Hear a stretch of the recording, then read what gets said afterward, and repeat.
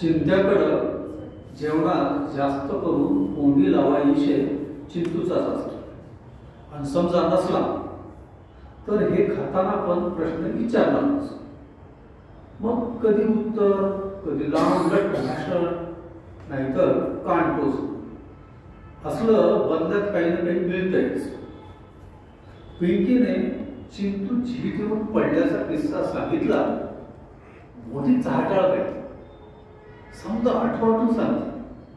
चाळ्या असं नाटकी सुरुवात की नाही आई चिंता म्हणणं आज शाळेत झीट येऊन पडला.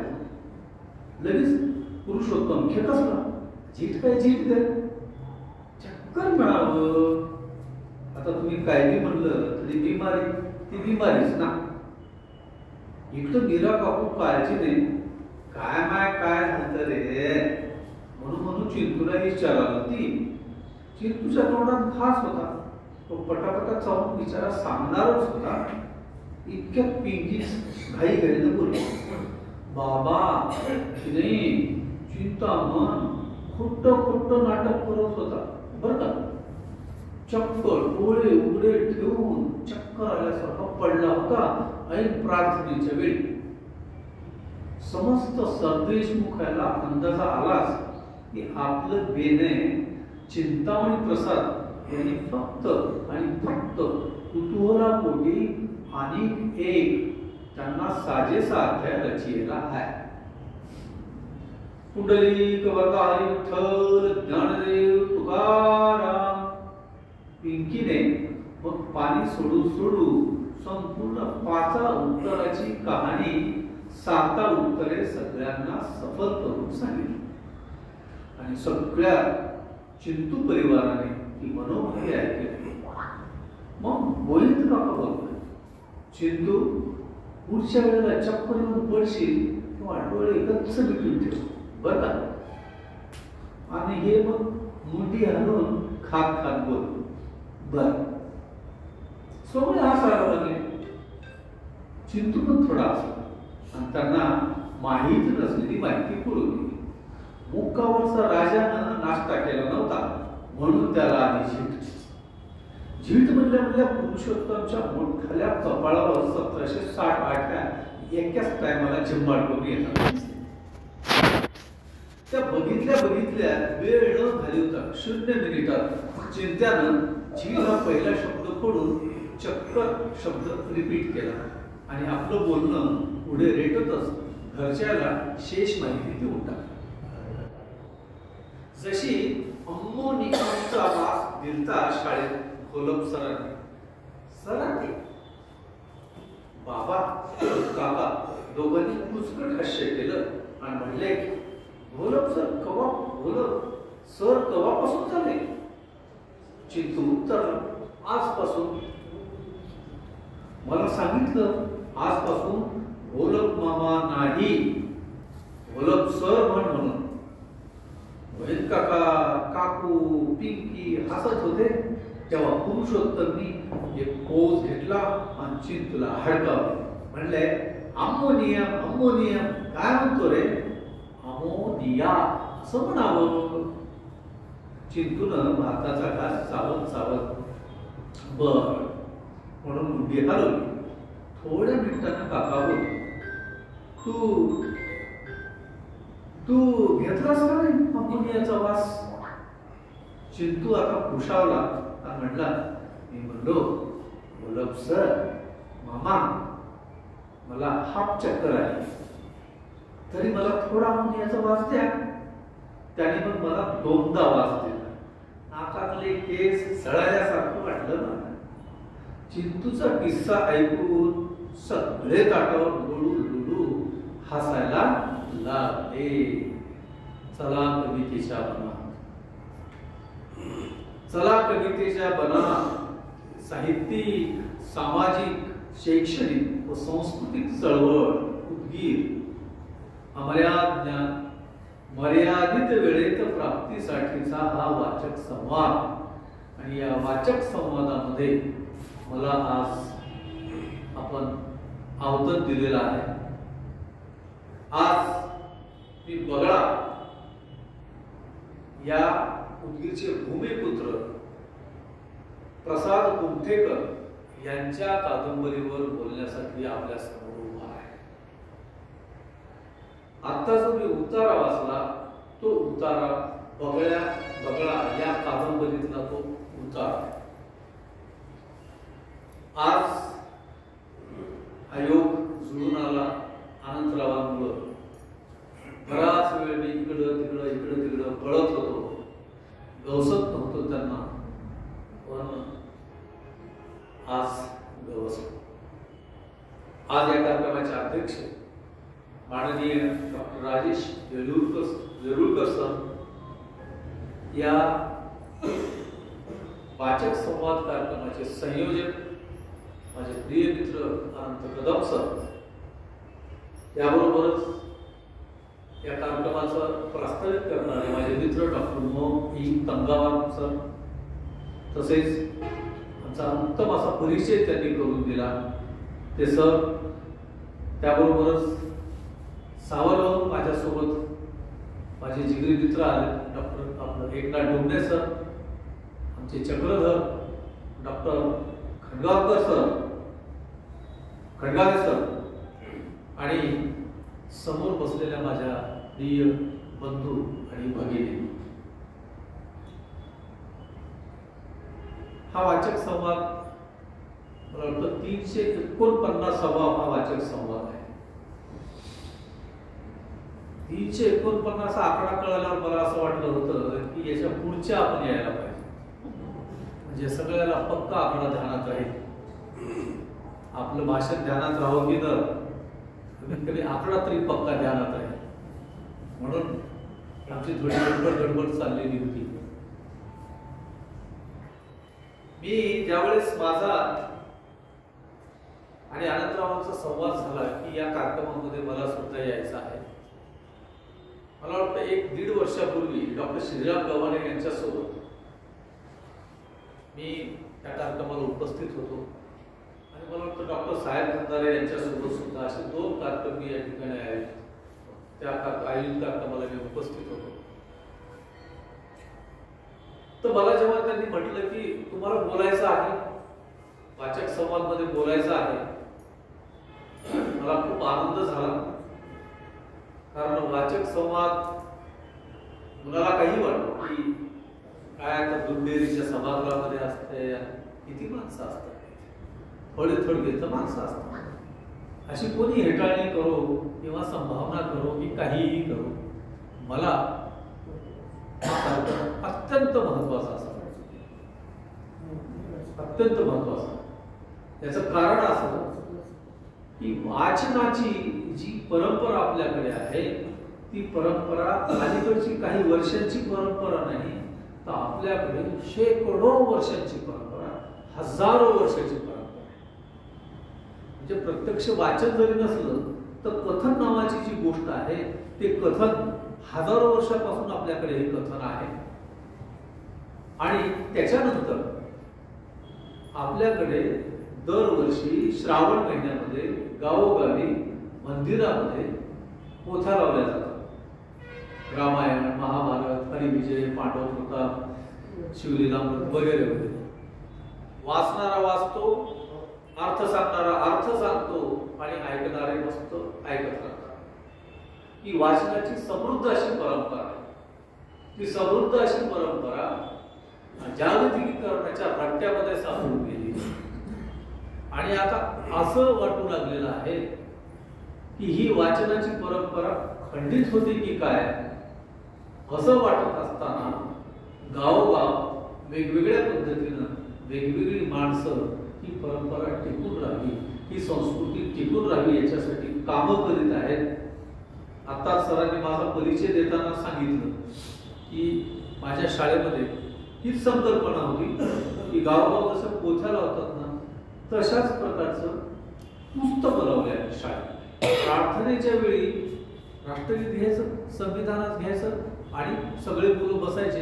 एक चांगलं वाचन करणारा, अभिवाचन करणारा शिक्षक किंवा विद्यार्थ्यांमधून कोणी चांगलं अभिवाचन करणारा विद्यार्थी एक भाग त्याने त्या पुस्तकाचा वाचायचा.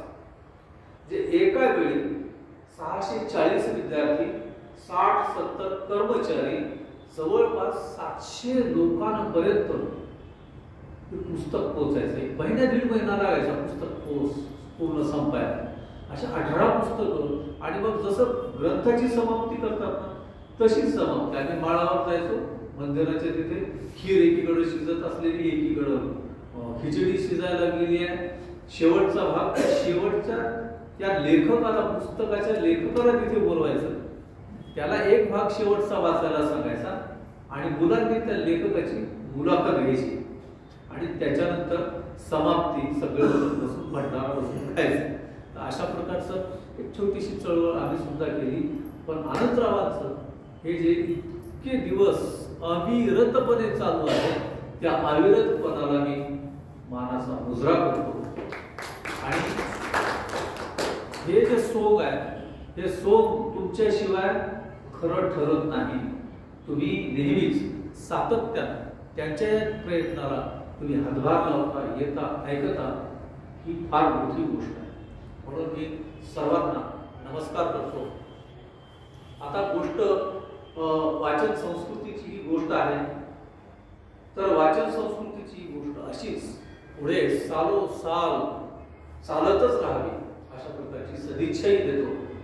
आणि मग आपण आता मुख्य विषयाला हात घालू. आनंदरावांचं माझं बोलणं झालं की बोलायचं तर पुन्हा पुस्तकावर बोलायचं. माझ्यासमोर पटकन एक पुस्तक आलं, 2 पुस्तक आले माझ्यासमोर.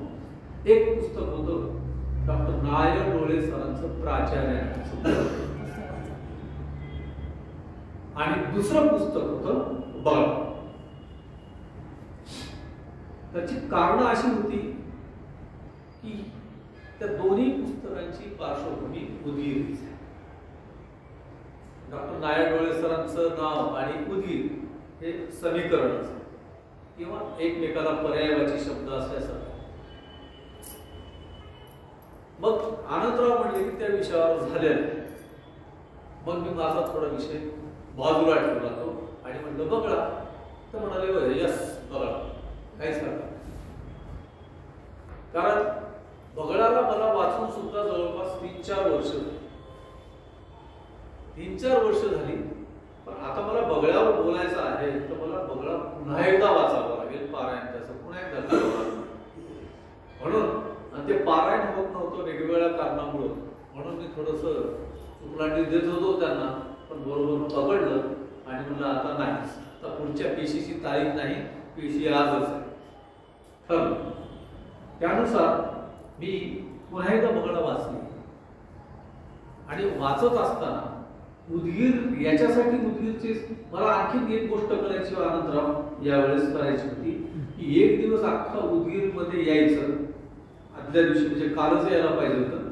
आणि याच्यामध्ये जी स्थळं सांगितली, म्हणजे त्याचे उल्लेख आलेले आहेत त्या स्थळांचे, ते स्थळं मला बघून यायला पाहिजे. ज्या तळ्यावरती हा चिंतू बगळे धरण्यासाठी जात होता ते तळ पण मला बघायचं. स्वप्न जसं पडतं माणसाला एखादं की स्वप्नातून जाग यायलाच नको खरी. आणि जाग आल्याच्या नंतर जे वास्तव समोर दिसतंय ना, की ते वास्तव समोर दिसल्याच्या नंतर चुकल्यासारखं होतं की आपण इतक्या एका सुंदर अशा स्वप्नामध्ये होतो आणि अचानक जाग आली आणि हे जळजळीत वास्तव पुन्हा समोर आलेला आहे. तर त्या स्वप्नामध्ये पुन्हा आपल्याला खऱ्या जे स्वप्न सांगितलंय हे पुस्तक वाचत असताना एक प्रदीर्घ असं स्वप्न मला पडल्यासारखं पडलेलं होतं. आणि पुस्तक संपलं आणि पुन्हा भानावर आल्यावर काय हे पुस्तक वाचलं. त्याच्यानंतर मला वाटतं 2016ला याची पहिली आवृत्ती आलेली आहे. जवळपास या गोष्टीला आता 9 वर्ष उलटून गेलेली आहेत. पण त्या मानानं या पुस्तकाची चर्चा, या कादंबरीची चर्चा जशी व्हायला पाहिजे होती तशी होऊ शकली नाही. कारण एखादा लेखक ज्यावेळेस लिहितो, कवी ज्यावेळेस लिहितो, त्यावेळी त्याला ज्या ज्या गोष्टी खटकत असतात, ज्या ज्या गोष्टी चालताना त्याच्या ठेचा लागतात, त्या मागून येणाऱ्याला पुन्हा त्या ठेचा लागू नये म्हणून तो लिहून काढत असतो. लिहून अनेकांनी वाचलं पाहिजे आणि वाचून येणाऱ्या ठेचापासून आपला बचाव झाला पाहिजे, हा त्या पाठीमागे एक उद्देश असतो. आता हा जो विषय बगळाचा, याचा नायक जो आहे तो नायक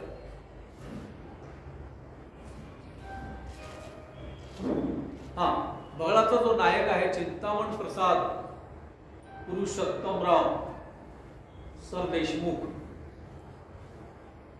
त्यानं तो नायक याच्यामध्ये जी पार्श्वभूमी आहे ती शाळेची पार्श्वभूमी आहे आणि तो 5व्या वर्गात, इयत्ता 5वी.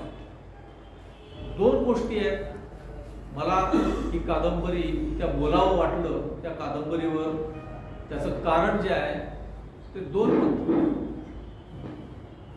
ती कारणं अशी आहेत की या कादंबरीमध्ये मूळ विषय शिक्षण हा आहे आणि दुसरी गोष्ट इयत्ता 5वीच्या किशोर वयातल्या मुलांचं जे भावविश्व आहे ते भावविश्व किती निरागस असतं ते मांडण्याचा प्रयत्न केला. या मनोगतामध्ये कादंबरी जेव्हा सुरू होते त्याच्या आधी त्यांनी जे मनोगत इथं मांडलेलं आहे प्रसाद कुमठेकरांनी, ते मनोगत ते पूर्णच्या पूर्ण मी काही तुम्हाला वाचून दाखवणार नाही, पण थोडक्यात मी वाचून दाखवतो म्हणजे तुमच्या लक्षात येईल की कादंबरी का लिहिली, कादंबरीच्या लिखाणाचं प्रयोजन काय. आमची माणसं तशी कोरडीच, आमची माणसं तशी कोरडीच, न फार कोणाला निंदू नये आणि फार कोणाला उवदू नये अशी.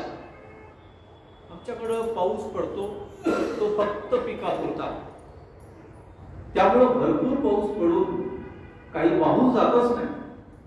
सगळं जिथल्या तिथं रुजून बसतं, माती पण आणि माणसं पण. तरी आमच्याकडं बोलायसारखं खूप आहे बरं का, कारण आम्ही कुणी कधी काय फारसं बोललोच नाही. आम्हाला न कुणी ऐकलं, आम्ही कधी दाखवलं, कदाचित विचारल्याशिवाय बोलणार नाही असं असेल. आमच्या आधीच्या पिढीचं न सांगण्यानं काही अडलं नाही म्हणून त्यांनी कधी काय मांडलं नाही. पण आजकाल आमचं फार अडतंय, आमचं फार अडतंय. माझ्यावरून सांगतो, अडतच असणार. काय अडलंय, रुतलंय ते मोकळं करतोय. बांधलेली गिरगाट प्रयत्नपूर्वक खोलतोय. हे जे मनोगत त्यांनी मांडलेलं आहे आणि मराठवाडी लेखकाचं जे काय म्हणता येईल त्याला न्यूनगंड जो आहे, तो न्यूनगंड मराठवाडी लेखकामध्ये खूप मोठ्या प्रमाणावरती आहे. न्यूनगंड असा आहे की त्यांनी या मनोगतामध्ये सांगून ठेवलेलं आहे की युवतीला सांगण्यासारखं असं काय. कारण तुम्ही आम्ही ज्यावेळेस शाळेमध्ये शिकत होतो, मराठीच्या पाठ्यपुस्तकामध्ये जे धडे आम्हाला होते, ज्या कथा आम्हाला होत्या, ज्या कविता आम्हाला होत्या, त्या कविता एकतर पश्चिम महाराष्ट्रातल्या कवी लेखकांच्या, कोकणातल्या, आणि तिथला निसर्ग तर काय नुसत्या शब्दातून असा निसर्ग बहरतच असतो. आणि मग कधी कधी असं वाटतं या प्रसादला, या लेखकाला असं वाटतं की इतकं सगळं सौंदर्य तिकडे आहे, आमच्याकडे कसं काय काहीच नाही. ते खंत व्यक्त करतात. आमच्याकडे काय फार मोठे मोठे राजे होऊन गेले नाही. पण एक सांगायची गोष्ट ही आहे की पानिपतच्या लढाईचा आरंभच इथून झाला, उदगीरहून झाला. उदगीरचा किल्ला ही जरी असली तर त्याच्यानंतरच्या काळामध्ये, मध्ययुगामध्ये आणि अलीकडच्या काळामध्ये फार काही पाहण्यासारखं, लिहिण्यासारखं निसर्ग सौंदर्य आहेत. तर काय टिल्ले टिल्ले छोटे छोटे माळ त्यांनी लिहिलेले आहे त्याच्यामध्ये. झाडं कशी आहेत, फुरटी झुडप आहेत, फार मोठी झाडं नाही. आणि मग हे अशा प्रकारचं जर असेल तर कसं. आणखी एक गोष्ट, भाषेबद्दलचा एक न्यूनगंड त्याच्यामध्ये आहे. म्हणजे आमची मराठवाड्याची भाषा कशी, काय असेल अडदाट, उर्मट, थोडी रांगट, अशी वेगवेगळ्या प्रकारची भाषा आहे. पण कोल्हापूरमध्ये बोलली जाणारी भाषा किंवा कोकणामध्ये बोलली जाणारी भाषा, या तिथल्या लेखकांनी ती भाषा, ती बोली वापरल्यामुळं असं वाटतं की हीच खरी मराठी भाषा. पुण्यातले लोक जी भाषा बोलतात तीच खरी मराठी भाषा आहे, बाकी आपण जे बोलतो एवढं काहीतरी सटर आहे, अशा प्रकारचा एक समज मराठवाडी लेखकामध्ये झालेला आणि तो समज दृढ झालेला हे प्रसाद कुमठेकरांनी मांडलेल्या मनोगतामध्ये. आता हे ज्यावेळेस मी ऐकलं त्यावेळेस मला सुद्धा असं वाटत, म्हणजे मी सुरुवातीला जेव्हा नुकताच शाळेतून आता कॉलेजला जाऊ लागलो तेव्हा मला असं वाटू लागलं की आपण काहीतरी लिहावं. आपल्या पुस्तकामध्ये किती छान छान धडे होते, त्याचं वर्णन किती सुंदर होतं, भाषा कशी भारी होती. आणखी एक गोष्ट होती की आम्ही ज्यावेळेस नाटकं बसवत होतो, शाळांमधून कॉलेजमधून नाटकं बसवत होतो, तर ही नाटकं जी होती ती कोल्हापूरकडच्या लेखकांची नाटकं होती, पश्चिम महाराष्ट्रातल्या लेखकांची नाटकं होती. आणि त्या नाटकांमधले डायलॉग जे होते ना, ते डायलॉग म्हणायला सुद्धा असा रुबाब वाटायचा. काय म्हणून रे तू असा वागतोस, तुला जमत नाही का, कडूसं पडलेलं होतं. अशा प्रकारची जी भाषा होती ती भाषा वाचल्याच्या नंतर नाटकाची भाषा मला स्वतःला असं वाटायला लागलं की ही खरी साहित्याची भाषा, ही खरी साहित्याची भाषा आहे. मग 5वीला असताना 7वीला असताना पिजाडी गंगाराम आणि लालची न्यायाधीश अशा छोट्या छोट्या बारकुल्या नाटकं आम्ही लिहिली, तर भाषा सगळी तिकडचीच होती, तशाच वळणाची भाषा, पुस्तकात वाचलेली भाषा होती. 12वीला असताना एक नाटक लिहिलं, त्याच्यामध्ये पण तशीच भाषा आम्ही वापरली. पण पुढं जेव्हा आत्मकथन वाचू लागलो, झोबी वाचलो, पुढे याच परिसरामध्ये घडलेली आणखीन एक कहाणी की प्रसादने आता अलीकडे 2016ला आणली, पण 40-50 वर्षापूर्वी प्र. ई. सोनकांबळे या लेखकाने आठवणीचे पक्षी नावाचं आत्मकथन लिहिलं. आणि त्या काळामध्ये मराठी साहित्यामध्ये साहित्य सगळं खाली वरी झालं, ही ती भाषा त्यांनी वापरली. हे जेव्हा वाचलं तेव्हा वाटू लागलं की आपली भाषा सुद्धा काही कमी नाही. आपण जी बोलतो ना भाषा, ती भाषा सुद्धा भारीच आहे, साधी सुधी भाषा नाहीये. आणि मग स्वतःच्या अस्तित्वाचा, स्वतःच्या भाषेच्या अस्तित्वाचा, स्वतःच्या संस्कृतीच्या अस्तित्वाचा, स्वतःच्या प्रदेशाच्या अस्तित्वाचा अभिमान वाटायला. कधी गावाकडे सुद्धा ना, कधी सणावाराच्या निमित्तानं, कधी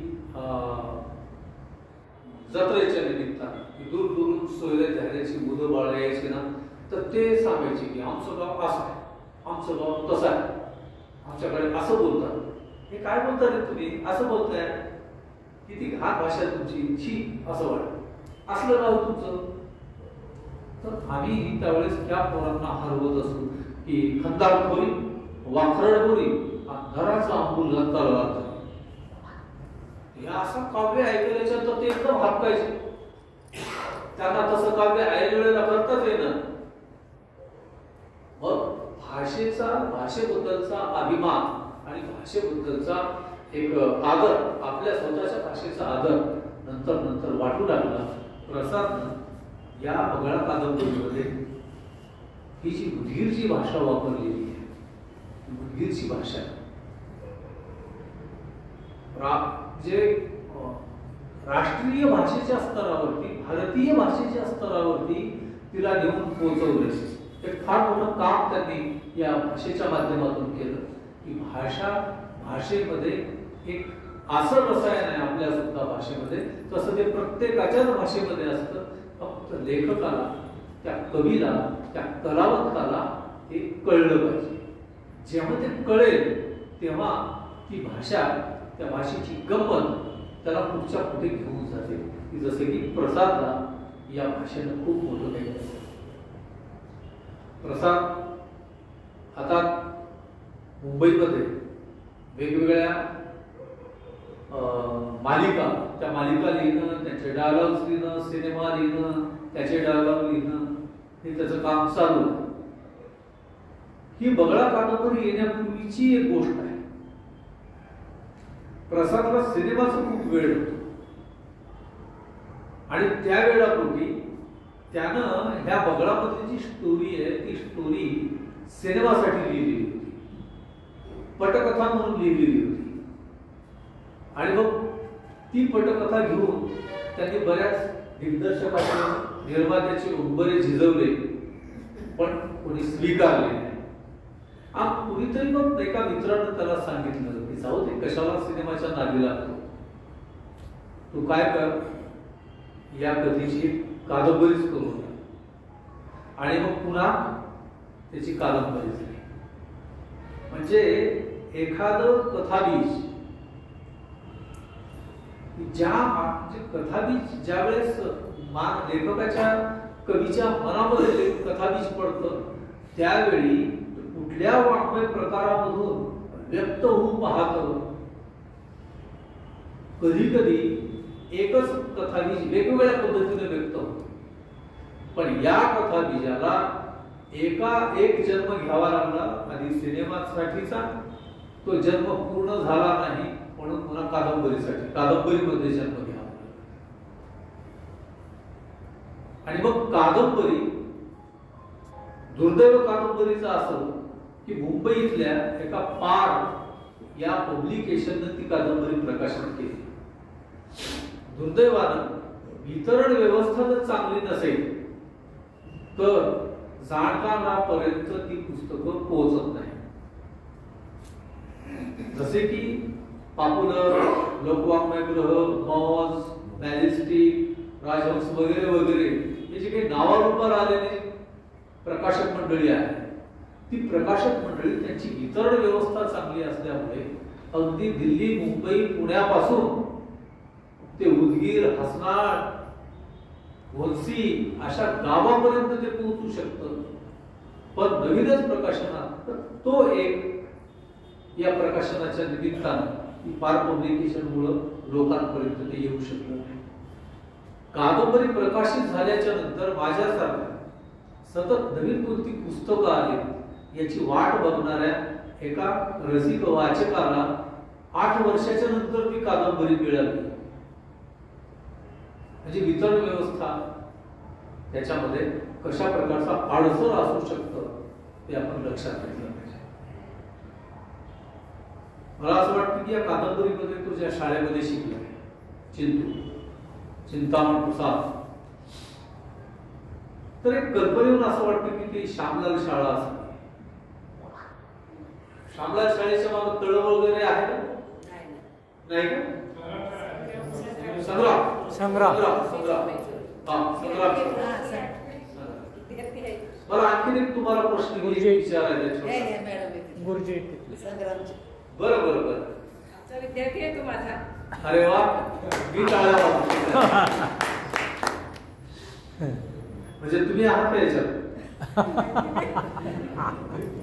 एक दोन बाईकची नावं पण आहे त्याच्यामध्ये. हा, तर मी एक प्रश्न विचारू इच्छितो तुम्हाला की तुमच्यापैकी किती जणांनी बगळा वाचलेली कादंबरी? एक मागं गुडसुरकर सर दिसायला लागले, त्यांनी बगळा वाचलेली आहे. मला ही गोष्ट, एकाच माणसानं बगळा वाचली ही गोष्ट माझ्यासाठी फार दिलासा देणारी, फार चांगली गोष्ट आहे. त्याचं कारण असं की मी काही जरी बोललो तरी मला कोणी पकडू शकणार नाही. एक आहे तो त्याने वाचली, तो मित्र असल्यामुळे मला माफ करणार असो. तर त्या शाळेमध्ये जी कादंबरी घडलेली आहे ती कादंबरी, त्याचे जे मित्र आहेत, वर्गातले मित्र आहेत, चिंतू हे अशी पर्सनॅलिटी आहे की तो वयानं लहान आहे, 10 वर्षाचा आहे, पण त्याचे मित्र लगेच 10वी मध्ये आणि असं जेव्हा असतं तेव्हा पालकाला फार मोठी भीती वाटत असते. एखाद्या जाणकार शिक्षकाला सुद्धा भीती वाटत असते, कारण 5 ते 10 वर्षाच्या मुलाचं भावविश्व आणि 15-16 वर्षाच्या मुलाचं भावविश्व, त्यांचे छंद, त्यांचे नखरे, त्यांच्या गमती जमती याच्यामध्ये खूप मोठा अंतर पडतो. आणि कदाचित जर चुकून वाकून तो जर वेगळ्या मार्गाला लागला तर काहीच काही होऊ शकतो. याच्यामध्ये इतक्या सूचक गोष्टी सांगितलेल्या आहेत. मी या अगोदर असं म्हणालो की लेखक जेव्हा लिहितो ना, त्यांनी स्वतः ठेचा खाल्लेल्या असतात, स्वतः जखमा अंगावर त्याच्या झालेल्या असतात आणि मला जशा जखमा झाल्या, ठेचा लागल्या, तशा इतरांना कुणाला लागू नये.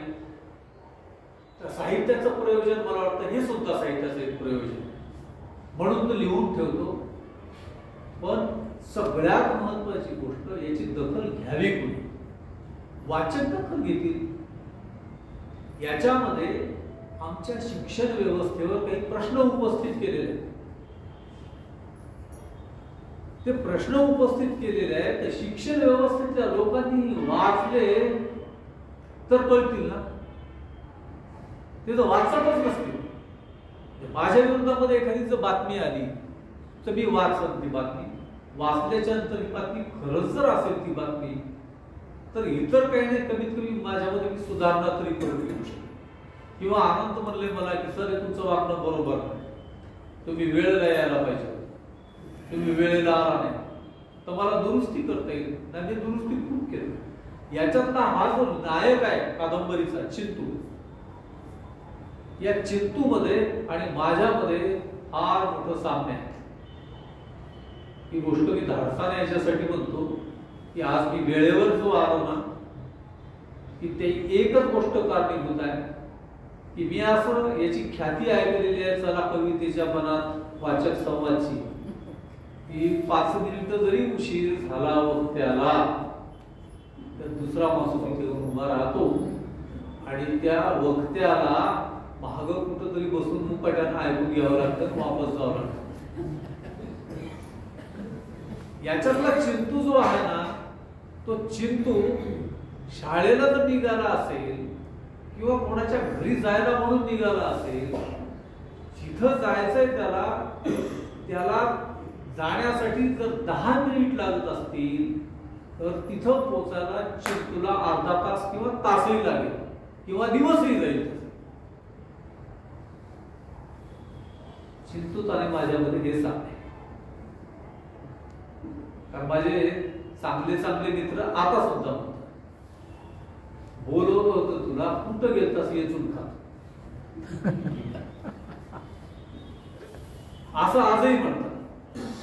म्हणून मला ती गोष्ट लक्षात ठेवावी लागली आणि असं वाटूच लागलं होतं की 2 मिनिट तरी होते की काय उशीर, 2 मिनिट तरी होते की काय उशीर, असं वाटत होतं. आणि मग समोर आल्याबरोबर कमानीच्या समोर आले की एकदम जीव भांड्यात पडला. हा चिंतू जो आहे तो चिंतू, आणखीन एक चिंतूचं वैशिष्ट्य आहे की चिंतूला प्रश्न खूप पडतात.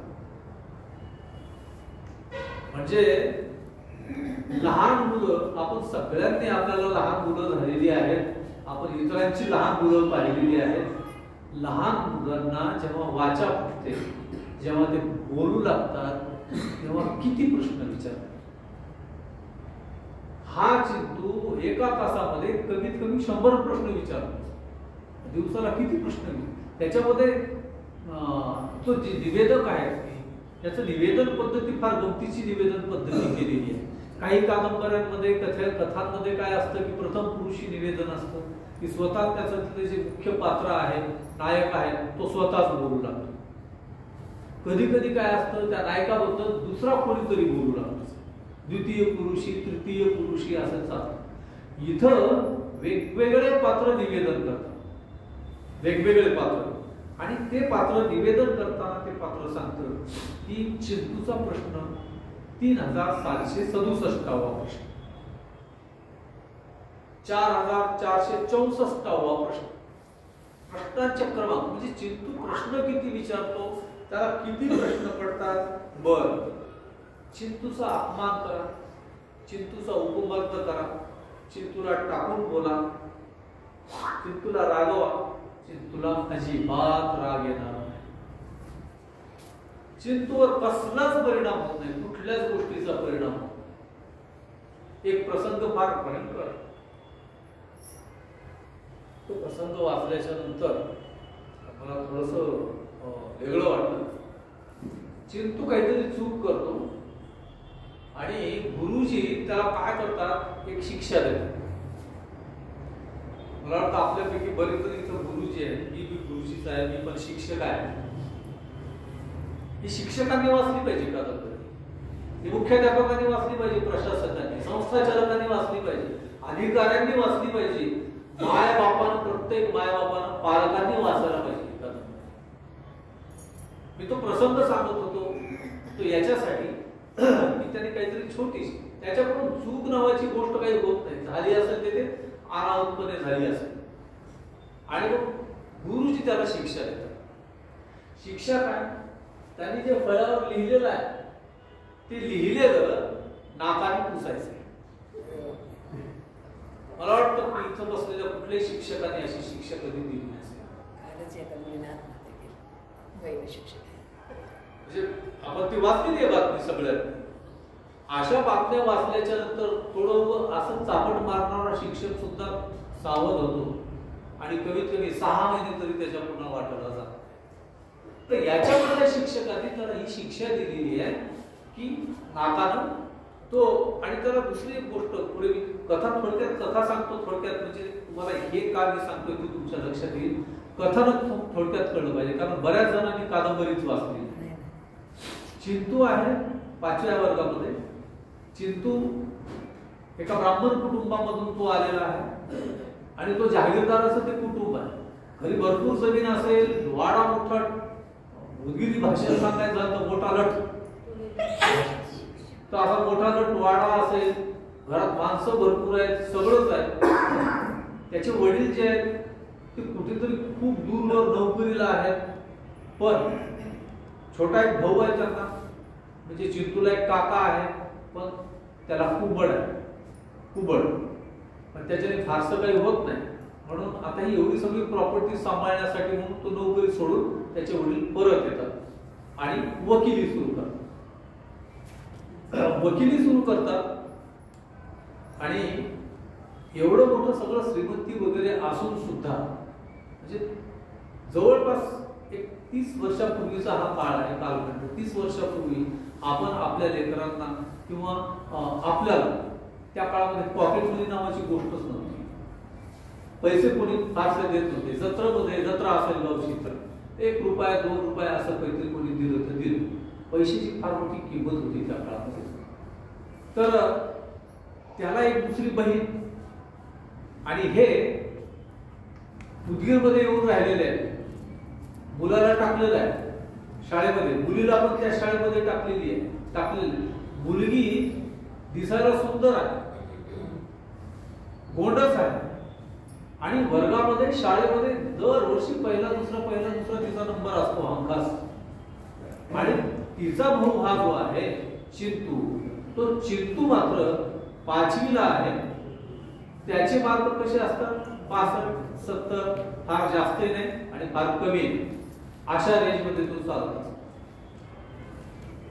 मित्रांसोबत खेळता खेळता क्रिकेट खेळतात आणि खेळता खेळता एकदा असं होतं की तो बॉलर बॉलिंग टाकतो, बॅट्समन बॅटनं चेंडू भिरकावतो आणि तिकडे पलीकडे तो चेंडू धरण्यासाठी चिंतू उभा आहे, पण त्याला चेंडू काही सापडत नाही. तो धरण्याचा प्रयत्न करतो, पण चेंडू निघून जातो.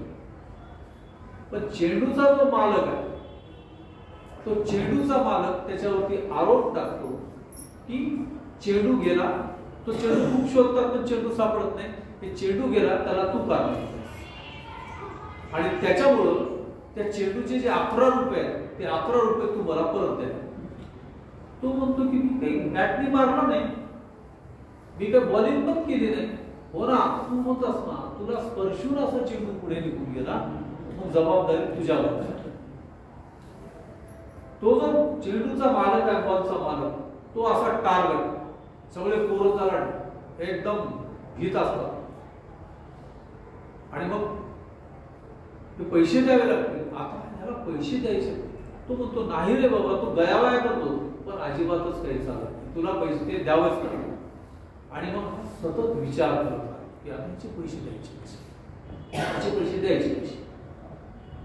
आणि मग विचार करता करता एके दिवशी प्रसंग असा येतो, सायकल चाललेली आहे, सायकलवर एक माणूस बसलेला आहे आणि त्याच्या सायकलच्या दांड्याला आणि मागं कॅरियरवरती असा एक दांडा बांधलेला आहे आणि त्याला बगळे बांधलेले आहेत उलटे, आणि तो माणूस घेऊन चालला. एक माणूस गेला, दुसरा पुढून यायला लागलाय तसाच, त्याला त्यांनी थांबवले आणि त्याला तो विचारतो, मामा मामा हे बगळे असे का तुम्ही टाकले? ते म्हणजे असंच मानता येतात, पायाला बांधून. पण हे बगळे घेऊन तुम्ही काय करता तुम्ही? म्हणजे तो म्हणला की आम्ही विकतो. केवढ्याला घेतात मग? 2 रुपयाला. कसं तुम्ही आणले ते बगळे? आम्ही पकडून आणले. आणि मग त्यावेळेस त्याच्या डोक्यामध्ये असं बीज पडतं, व्यवसायाचं, पैसे मिळवण्याचं बीज पडतं की आपण बगळे धरायला शिकलं पाहिजे. दरम्यान दुसरी एक गोष्ट असते की त्याचे जे काका आहेत, चुलता, त्या चुलत्याचं कुबड असतं. मोठ्या भावाने म्हणजे चिंटूच्या वडिलांनी ते कुबड मोठ्या दवाखान्यात नेऊन दाखवलेलं असतं. ते डॉक्टर असं म्हणतात की कुबड काही प्रमाणामध्ये कमी होऊ शकतं, पण याच्यासाठी खर्च खूप लागणार. ही एक गोष्ट. आणि मग आपण जर बगळे धरायला शिकलो तर 2 रुपयाला बगळा, या हिशोबानं काही दिवसामध्ये आपण 11 रुपयाचे बगळे विकून आपण त्याचे बॉलचे पैसे देऊन टाकू, त्याच्यातून मुक्त होऊ. पुन्हा त्याच्यानंतर आणखी आपण बगळे पकडू आणि ते बगळे पकडून आपण दररोज विकत राहू आणि त्याच्या पैशामधून आपण आपल्या काकाच्या कुबडाचं ऑपरेशन. इतकी निरागस भावना, इतकं सरळ साधं सोपं अशा प्रकारचं गणित त्याच्या डोक्यामध्ये असतं. आणि म्हणून तो सांगत नाही कुणाला, फक्त एकच गोष्ट सांगत असतो मित्रांना की त्याला मला पैसे द्यायचे, तर बॉलचे पैसे द्यायचे. त्याच्यासाठी त्याचे मित्र पण त्या तळ्यावरती जात असतात, येत असतात, चालत असतात. दरम्यान तो पोहायला पण शिकतो मित्रासोबत. पण सकाळी शाळेला हजर राहणार, सकाळची शाळा करणार, इंटरव्हल संपला की शाळा संपली, तो तळ्यावर जातो. इंटरव्हल झालं की तो तळ्यावर जातो. त्या शाळेचे जे मुख्याध्यापक आहेत, त्या मुख्याध्यापकांनी सुद्धा मधल्या सुट्टीमध्ये पाय मोकळे करावेत म्हणून पान खायची सवय त्यांना, शाळेमध्ये कसं खाऊ म्हणून पिंका टाकत ते तिकडे गेलेले. आणि मग त्यांनी ते पाहिलेलं, त्याचं तिकडलं रूप. पण त्यांनी ते बघितलं आणि पोरगं खेळायला, काही करत नाही ना बाई, चला खेळू दे. पुन्हा आणखी काही दिवसांनी ते जातात तळ्याच्या काठावरती, पुन्हा पाहतात तर त्याचं बगळे पाहणं, बगळे मोजणं, म्हणजे एका इळातून कमीत कमी शेकडो वेळा तो बगळे मोजत असतो. आज 92 आले, परवा तर 94 होते. 2 कुठे गेले? कुठे गेले असतील? त्यांना कोणी मारला असेल का? चुकून गेले असतील का दुसरीकडे?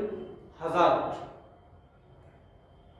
पण मुख्याध्यापक हे सगळं बघत असतात, पण ते त्याला समजून घेण्याचा प्रयत्न करतात.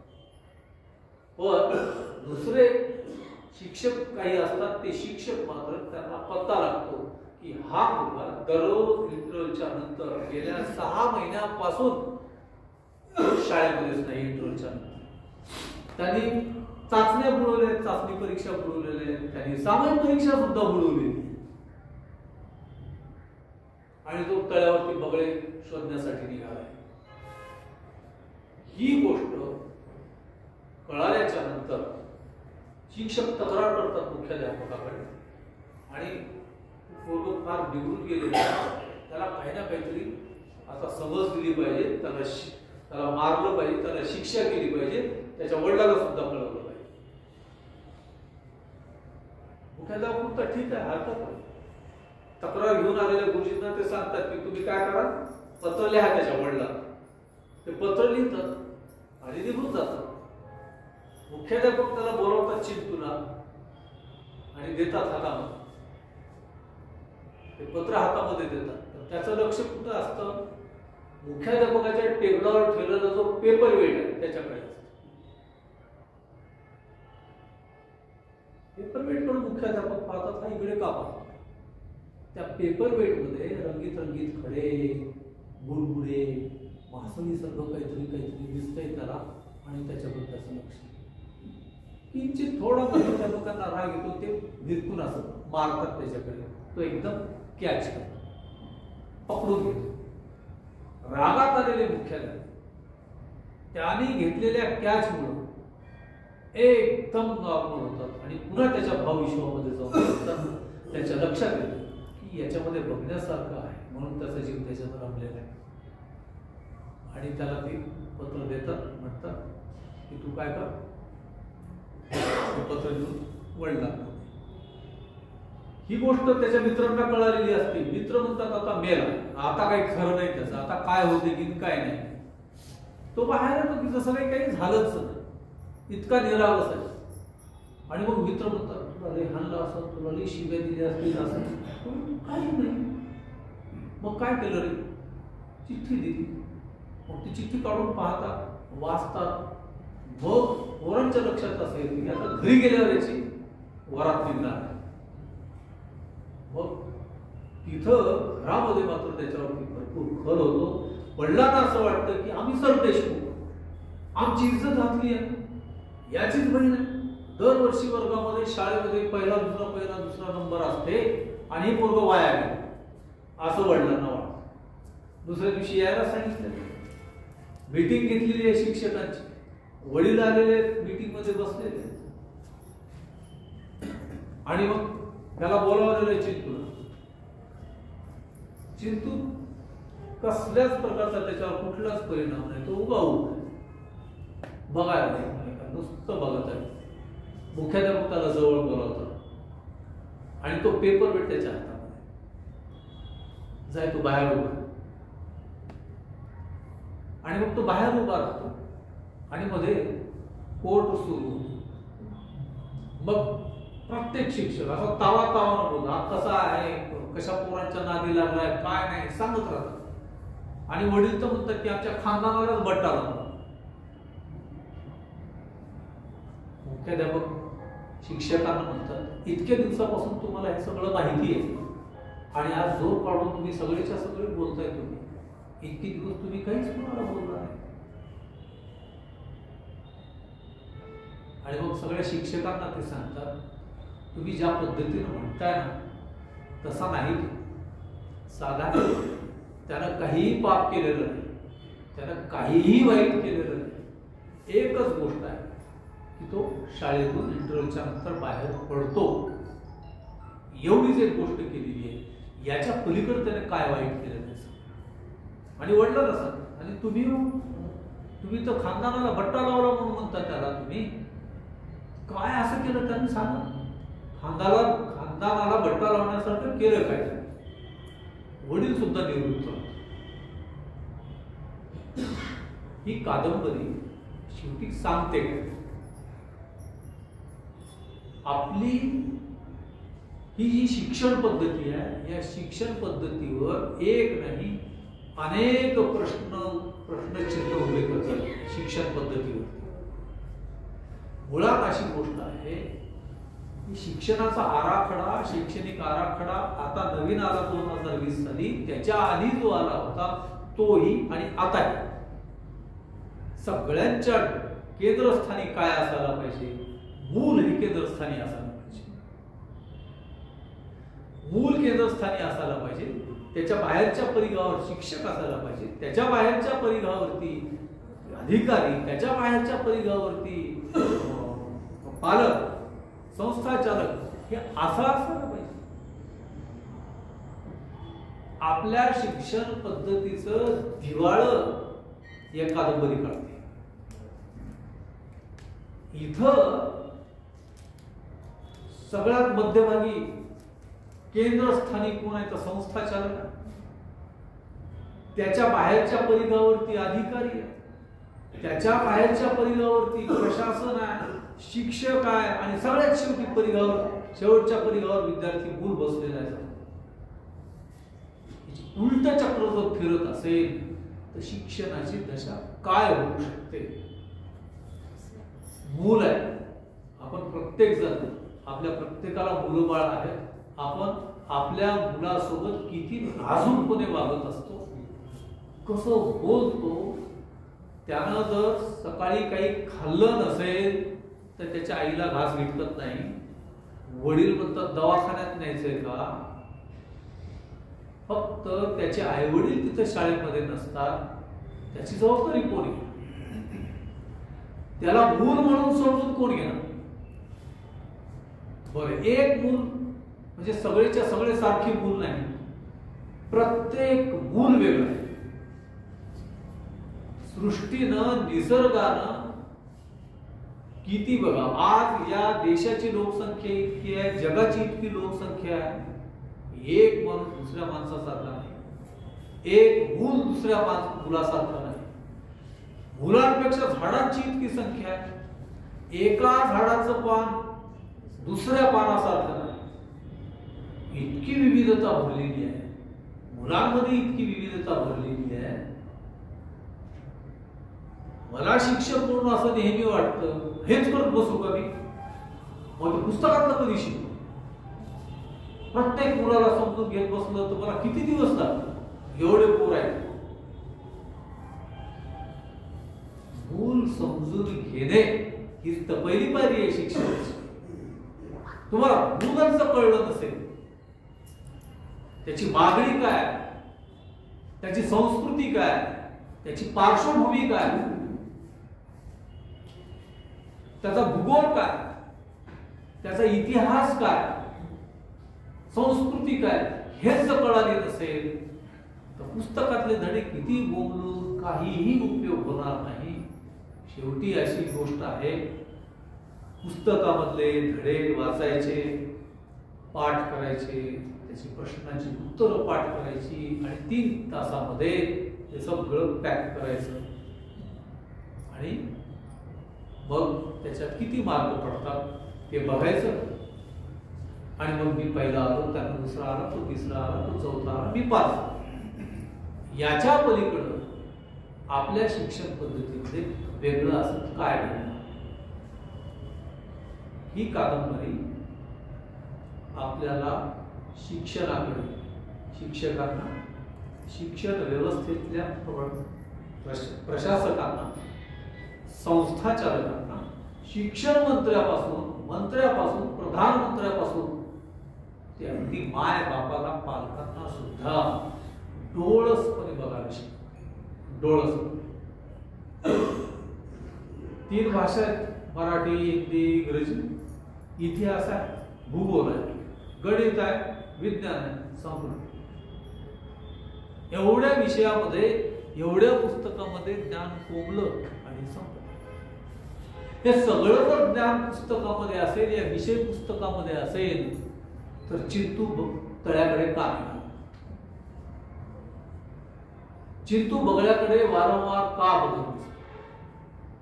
त्याचं भाव विश्व पुस्तकाच्या बाहेर, वर्गाच्या बाहेर आणि शाळेच्याही बाहेर का जात, असे एक नाही 1000 प्रश्न आहेत. आपण आपले लेकर, म्हणजे आपल्याकडे कोणी फार महत्वाचा माणूस किंवा सोयरा धैर्य आला, मध्येच आपलं बाळ आलं आणि ते आपल्याला विचारू लागले की 1-2 प्रश्नाची उत्तर सांगतो, 3ऱ्या प्रश्नाला जायला इशारा गेलं. प्रत्येक मूल प्रश्न विचारत, प्रत्येक मूल प्रश्न विचारत. त्याला घरामध्ये जर रडत असेल तर त्याला घेऊन थापटत थापटत नुसतं खिडकीमध्ये जरी गेलं ना तरी गप्प बसतं. दाराच्या बाहेर येऊन उभा राहिलं रस्त्यावर तर आणखीन शांत बसत. साधी परीक्षा आहे. त्याला ज्ञानाची लालच आहे.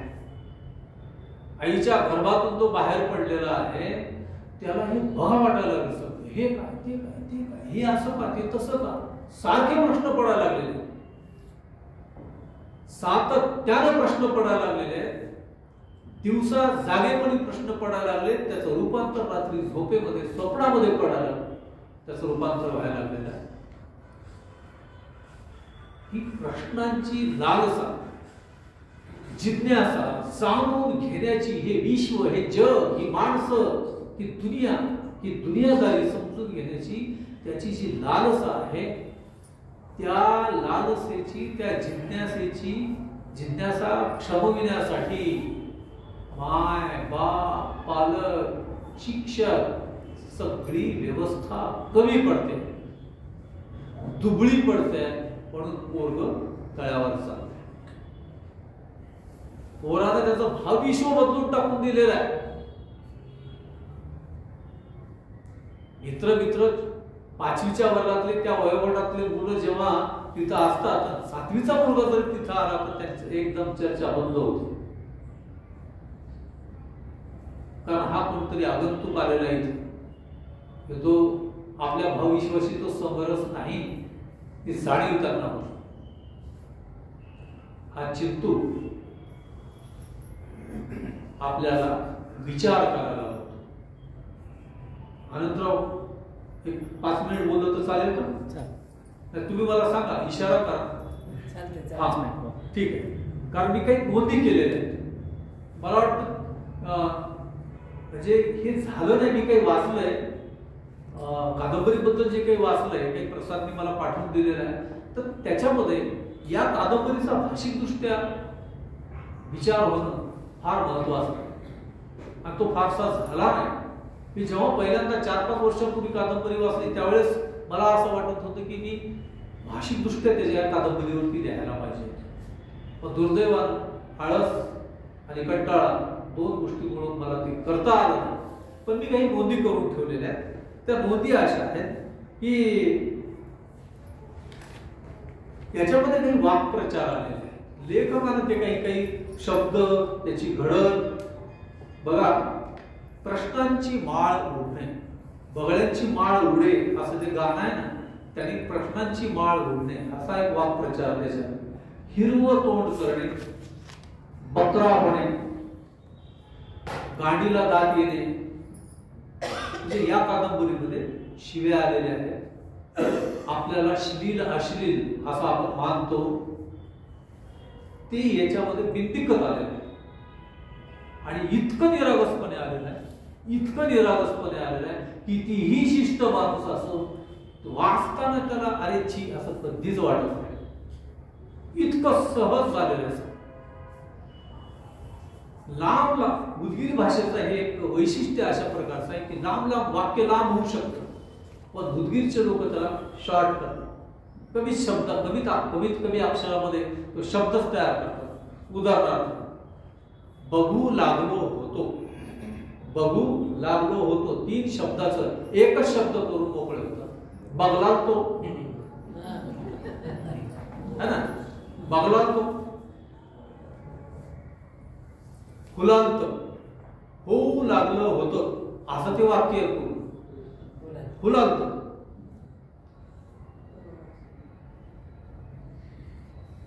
वाटलांत वाटू लागलं होतं. लावलती लावली होती. इवलांता येऊ लागला होता, त्याचं इवलांत. अस्ताळा असं ते वेळी, त्याचा अस्ताळ. वागलता वागू लागला होता. कळांत कळलं होतं. हे उदगीर भाषेचं एक वेगळं असं छान मस्त वैशिष्ट्य आहे. आपल्यावर निजामाचं राज्य होतं आणि मुसलमान संस्कृती, निजामी संस्कृती आपल्यावरती त्याचा म्हणजे जवळपास 75 वर्षाच्या नंतर सुद्धा आपण आजही वापरतो. काही शब्द गुमजाव, बीचमध्ये, सवाल, टाकाधडकी, हर हमेशा, आदत, आसामी, लगीवला असे शेकडो शब्द आहेत. पण मी एक नमुना दाखवून तुम्हाला मी हे शब्द सांगितले. शिव्या तर तुफान शिव्या कंडाळीच्या, बाराच्या, इची माय, खजाळीचा, आकरमाशा, हेबळट, ह्या जरी शिव्या असल्या, वाचताना थोडासा वाचक थांबतो आणि मजा घेऊन पुढे निघून जातो. ही प्रसादच्या भाषेची एक वेगळी नजाकत आहे. एखादा माणूस ज्यावेळेस उभा राहून शिव्या द्यायला लागतो त्यावेळेस आपल्याला ते नक्कीच अश्लील वाटतं. पण या प्रसंगामध्ये ह्या माझ्या शिव्या, जे शिव्या फार थोड्या नमुना दाखल तुम्हाला सांगितलं, याच्यावर गच्चा शिव्या, पण त्या शिव्या सुद्धा पवित्र होऊन जातात.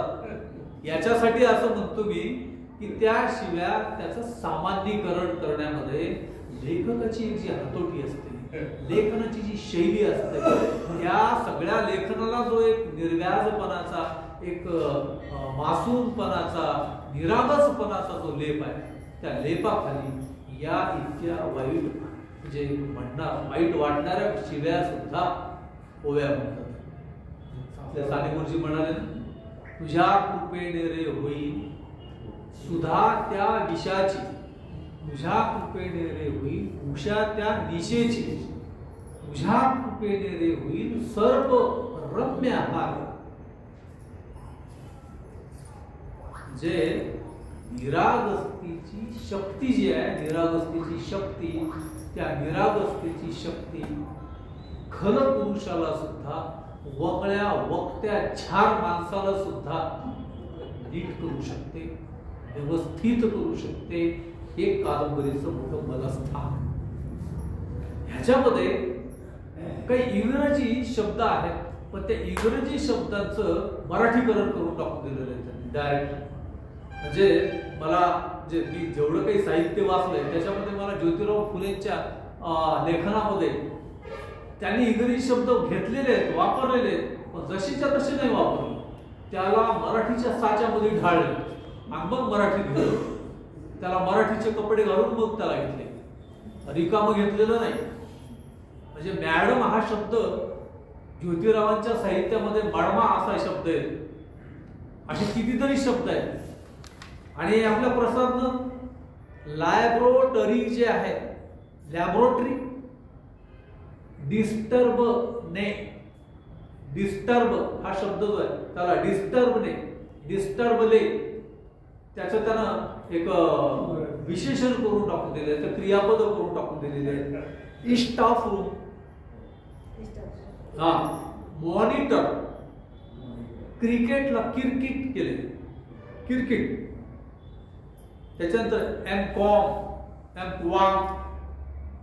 त्याच्यानंतर प्रॉब्लेम हा शब्द आपण नेहमी वापरतो, प्रॉब्लेम असं त्यांनी म्हटलेलं आहे.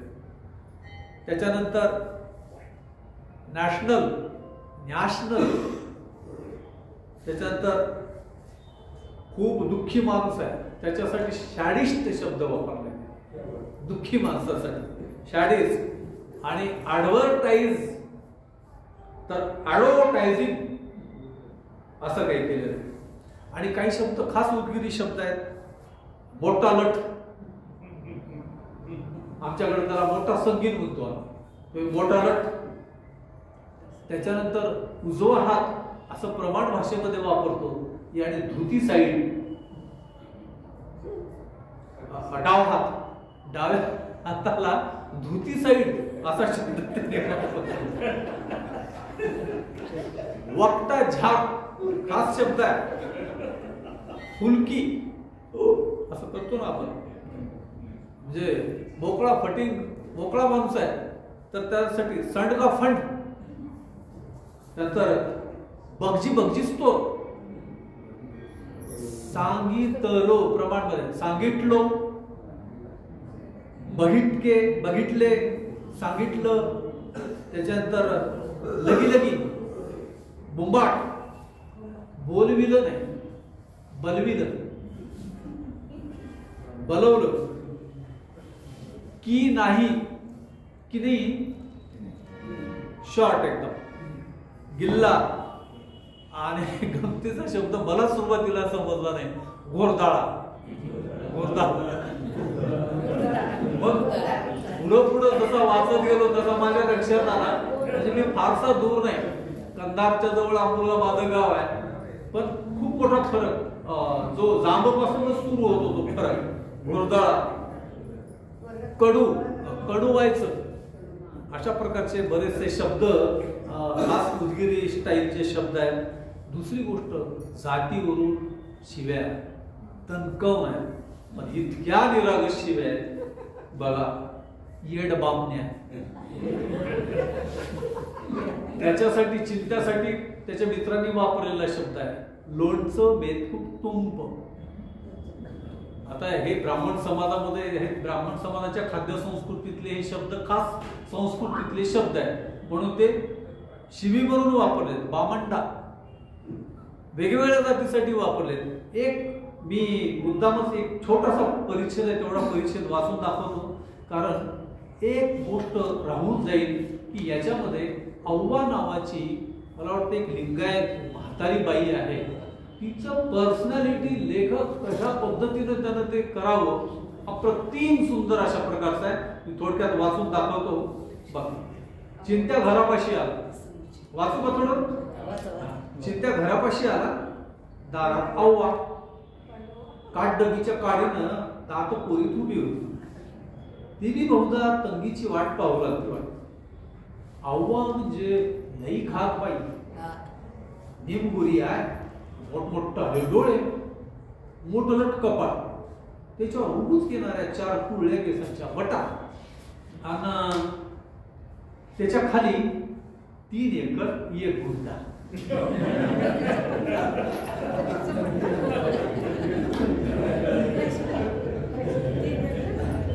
कोणाला राग सुद्धा येऊ नये बरं का, इतक्या पद्धतीने. म्हणजे कपाळावर वडलेले इबिताचे 3 पट्टे आणि खाली लावलेला 1 टिकला. तिच्या डोळ्यावर जाड भिंगाचा चष्मा आणि गळ्यात एका दोरीत ओवलेली चांदीच्या गोल घुमटासारखी डब्बी. त्यात शिवलिंग असतोय म्हणे, आमच्याकडले लिंगायत लोक घालते. घामट मळलेला चिंत्या जेव्हा तेच त्याच्या वाड्याच्या दारावर पोहोचला, तेव्हा त्याचा तो अवतार बघून अव्वा भास्कर ओरडले, काय रे बसण्या, कुठं बोलत फिरला होतास कान कापल्या कुत्र्यासारखा. ते तोंड बघी रे, चप्पल मारल्यासारखं झालंय तुझं. चिंतून अव्वाचं असलं प्रेमळ बोलणं नवनवतच. तो बोलला, अव्वा आज माझा रस्ता हरपलता. आता अव्वा एकदम मनपसंत मधल्या बाईसारखी झपमन कडू सुरातून गोड सुरात आली. लगेच म्हणजे आणि तिला उंच जांभळी आली. ती लगेच थोडं पुढे चिंत्याच्या वसरीच्या दारातून ओढली. अरे मी रे, तुझा पोरगा चकलाय बा, मीठ मोहऱ्या ओढून टाका दी. नुसत्या जांभळ्या उलाल्या. तिला म्हणे बाहेरला असलं झाला की शिग्नल म्हणून जांभळ्या. तिचं बोलणं ऐकत उत्सुकतेपोटी चिंत्या ढाणीच्या दारातच थांबला. त्याला तसं बघून अव्वा आणि एक बार ओरडली, जा आणायचं, तोंड घे, हात पाय धुवून घे, आणि हे माझ्याकडं इबीत लावते, चकवा लागलाय तुला. अव्वाची पर्सनॅलिटी, अव्वाचं व्यक्तिचित्र इतकं मस्त रेखाटलंय. हे अव्वाचं एक तुम्हाला नमुना म्हणून मी तुम्हाला सांगितलं. असे अनेक व्यक्तिमत्व याच्यामध्ये त्यांनी उभा. इथल्या काही ठिकाणांचा उल्लेख आहे. चौबारा आहे, डाकुळवेस आहे, नई आबादी आहे, तळवेस आहे, पारपट्टी गल्ली आहे, मुक्कावार गल्ली आहे, मरीमाई चर्च, आलामीन उर्दू हायस्कूल, शंकरप्पाचा मठ, मोतीलालचं दुकान, अशी कितीतरी ओळखी पटवणाऱ्या उद्गीरच्या गोष्टी त्यांनी लिहिलेल्या आहेत. शेवटी बराच वेळ मी बोलत बसलो. मला वाटलं एक अर्धा घंटा तरी बॅटिंग होऊ शकते की नाही, लवकर आउट होतो की काय असं वाटलं होतं. पण तुम्ही छान ऐकत होता, चांगलं ऐकत होता, म्हणून मी किती वेळ बोलत राहिलो मला माहिती नाही, पण माझी कादंबरी वाचल्याच्या नंतर या कादंबरीचं मोठेपण माझ्या आधीही लक्षात आलेलं आणि आताही लक्षात आलेलं मी सांगतो की कादंबरीनं उदगीरचं नाव केलेलं आहे, उदगीरच्या भाषेचं नाव केलेलं आहे. म्हणून नाही, आपल्या उदगीरचा हा माणूस, हा पुत्र, भूमिपुत्र, त्यानं मराठी साहित्यामध्ये आपला झेंडा चांगल्यापैकी आता गाडलेला आहे आणि तो आणखी काही वर्षामध्ये टोलानं फडकू लागेल. त्याला प्रोत्साहन म्हणून आपण त्याचा एक छानसा सन्मान इथे घडवून आणावा आणि त्याचं कौतुक करावं. बाहेर किती लोकांनी कौतुक करू द्या, पण घरी आपल्या मायनं पाठवून हात फिरवला आणि बापानं दुरूनच असं केलं तरी बरं वाटतं. की तसं त्याचं कौतुक व्हावं एवढी एक अपेक्षा या ठिकाणी व्यक्त करतो. आणि मला हे जे पडलेलं आवडलं ते आज संपलं आणि या पद्धतीनं मी कुठल्या तरी पुस्तकावर बोलायची ही माझी दुसरी वेळ आहे. मी जास्त पुस्तकावर वगैरे तरी बोललो नाही, पण बोलायचं त्यावेळेस मला नक्कीच या पुस्तकावर बोला वाटलं.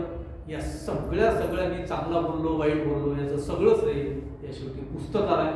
धन्यवाद.